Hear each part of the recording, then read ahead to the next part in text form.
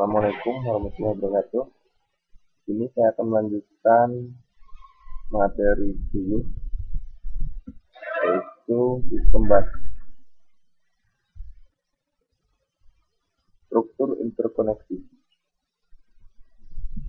Komputer tersusun atas komponen-komponen atau modul-modul atau CPU, memori, dan input-output yang saling berkomunikasi. Kumpulan lintas atau saluran berbagai modul disebut struktur interkoneksi. Rancangan struktur interkoneksi sangat tergantung pada jenis dan karakteristik pertukaran datanya. Dari jenis pertukaran data yang diperlukan modul-modul komputer, maka struktur interkoneksi harus mendukung perpindahan data sebagai berikut. Pertama, memori ke CPU. CPU melakukan pembacaan data maupun instruksi dari memori. Kedua, CPU ke memori. CPU melakukan penyimpanan atau penulisan data ke memori. Input-output ke CPU. CPU membaca data dari peripheral melalui modul input-output. CPU ke input-output. CPU mengirimkan data ke perangkat peripheral melalui modul input-output. Input-output ke memori atau dari memori digunakan pada sistem DMA. Interkoneksi bus. Bus merupakan lintasan komunikasi yang menghubungkan dua atau lebih komponen komputer. Sifat penting dan merupakan syarat utama adalah media transmisi yang dapat digunakan bersama oleh sejumlah perangkat yang berhubungan padanya. Karena digunakan bersama, diperlukan aturan main agar tidak terjadi tabrakan data atau kerusakan data yang ditransmisikan. Walaupun digunakan bersama, namun dalam satu waktu hanya ada sebuah perangkat yang dapat menggunakannya.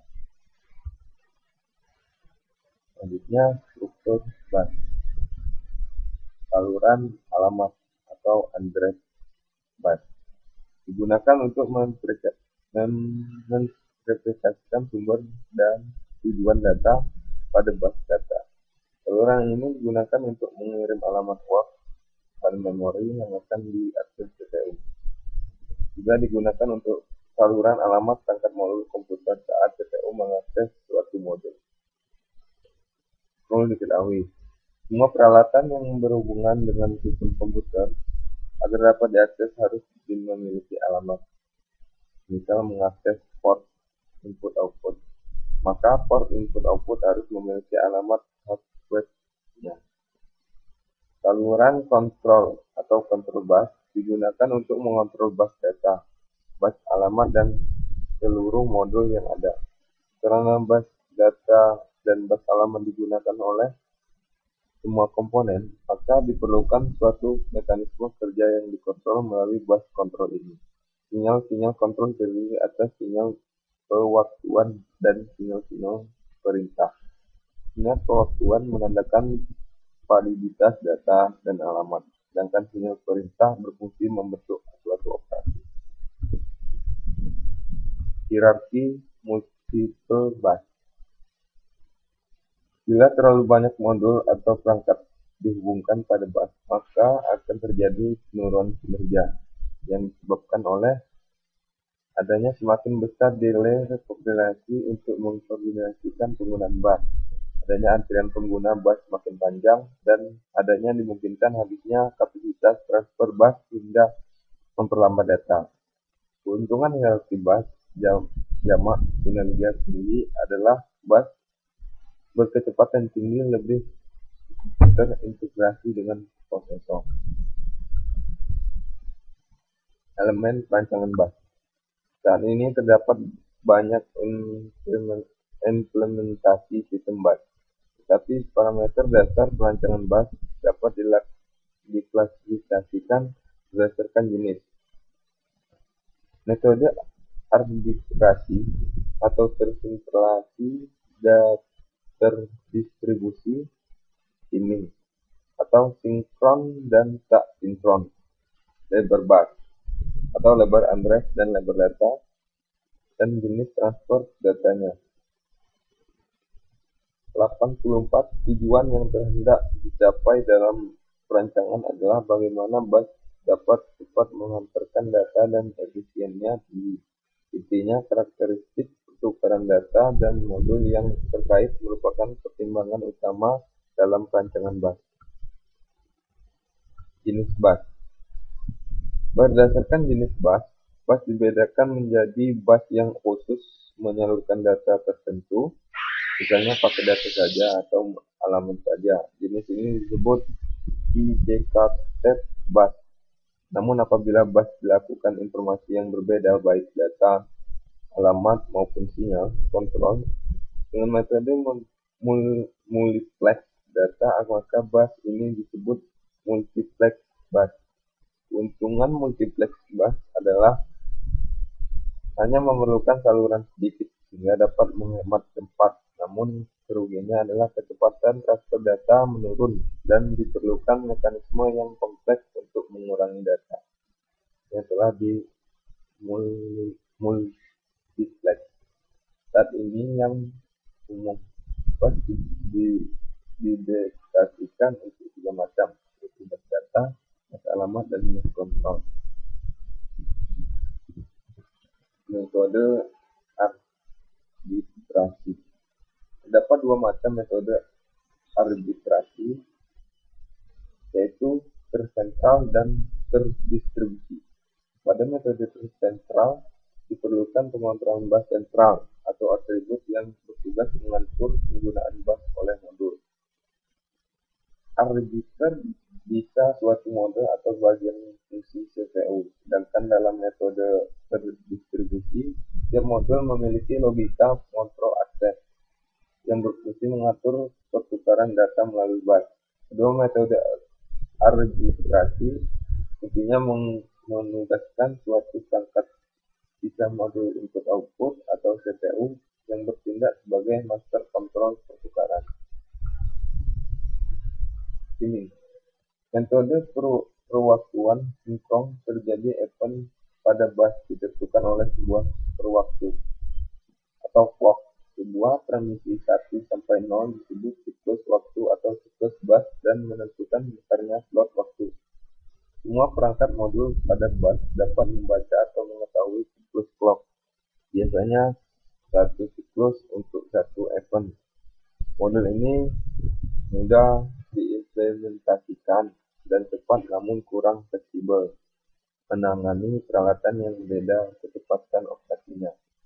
Biasanya digunakan untuk modul-modul tertentu yang sudah jelas karakter. Lebar bus. Lebar bus sangat mempengaruhi kinerja sistem komputer.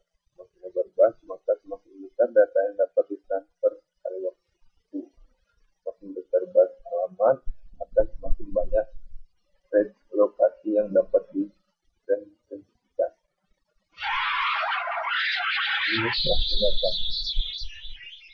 Dalam sistem komputer, operasi transfer data adalah pertukaran data antar modul sebagai tindakan lanjutan atau pendukung operasi yang sedang dilakukan. Saat operasi baca atau read, terjadi pengambilan data dari memori ke CPU. Begitu juga sebaliknya pada operasi penulisan maupun operasi kombinasi. Bus harus mampu menyediakan layanan saluran bagi semua operasi ini. Contoh bus. Banyak perusahaan yang mengembangkan bus terbuka, terutama untuk perangkat teritorial. Di antara jenis bus yang beredar di pasaran saat ini adalah PCI, USA, USB, CSI, struktura bus, Fairphone, dan lain-lainnya. Semua memiliki keunggulan, kelemahan, harga, dan teknologi yang berbeda sehingga akan mempengaruhi jenis penggunanya. Bus ISA atau Industri Standar Architecture yang pada dasarnya adalah bus 88 atau AD yang beroperasi pada 8,33 MHz. Keuntungannya adalah bahwa pendekatan ini tepat mempertahankan kompatibilitas dengan mesin dan arsitektur yang ada. Pendekatan ini juga didasarkan pada sebuah bus yang telah didefinisikan secara bebas oleh IBM kepada banyak perusahaan dalam rangka untuk menjamin bahwa banyak mungkin pihak ketiga dapat memproduksi kartu-kartu untuk preview pertama. Sesuatu yang kembali mengetahui IBM.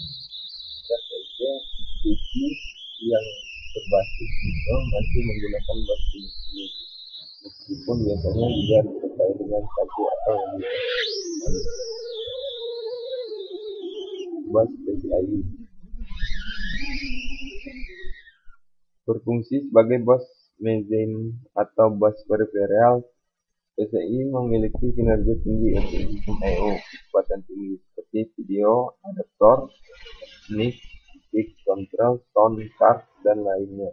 Standar PCI adalah 64 saluran data pada kecepatan 33 MHz, laju transfer data 260 MB per detik atau 2,112 GB. Keunggulan PCI tidak hanya pada kecepatan saja, tetapi murah dengan keping yang sedikit. Bus USB. Sebagai solusinya, tujuan senter komputer atau compact definisi IBM, Intel, Microsoft, dan NEC dan Northwest Telekom bersama-sama merancang bus untuk peralatan input-output kecepatan rendah. Standar yang dihasilkan dinamakan Universal Standard Bus. Keuntungan yang dapat diterapkan USB sebagai berikut. Yang pertama, pemakai tidak harus memaksakan tombol atau jumper pada PCB atau peralatan. Dua, pemakai tidak harus membuka setting untuk memasang peralatan input-output. Hanya satu jenis kabel yang diperlukan sebagai penghubung. Yang keempat, dapat mensuplai data pada peralatan input-output, memudahkan pemasangan peralatan hanya sementara dipasang pada komputer, dan tidak diperlukan reboot pada pemasangan peralatan baru dengan USB. Bus SPSI adalah perangkat peripheral eksternal yang dipopulerkan oleh Macintosh pada tahun 1984. SPIC merupakan interface standar untuk flash CD-ROM, peralatan audio, hard disk, dan perangkat penyimpanan eksternal berukuran besar. SPIC menggunakan interface paralel dengan 8-16 atau 30 data saluran data. Terdapat beberapa macam versi SPSI, yaitu SPSI 1 dibuat tahun 1980, memiliki 8 saluran data dan beroperasi pada kecepatan 5 MHz. Versi ini memungkinkan sampai 7 perangkat yang dihubungkan secara DC-10. Kedua, SPSI 2 diperkenalkan pada tahun 1992 dengan spesifikasi 16 atau 32 saluran data pada kecepatan 10 MHz. SPSI 3 yang mendukung kecepatan yang lebih tinggi sampai saat ini masih dalam tahap penelitian. Bus I1394 atau Perler. Semakin besarnya kebutuhan bus untuk output kecepatan tinggi, dan semakin cepatnya transistor saat ini yang mencapai 1 GHz, maka perlu diimbangi dengan bus kecepatan tinggi juga. Bus SPSI dan PCI tidak dapat mencukupi kebutuhan saat ini, sehingga dikembangkan bus performance tinggi yang dikenal dengan Perler. Itu memiliki kelebihan dibandingkan dengan interface input-output lainnya. Itu sangat cepat, murah, dan mudah untuk diimplementasikan. Demikian dari bab 7.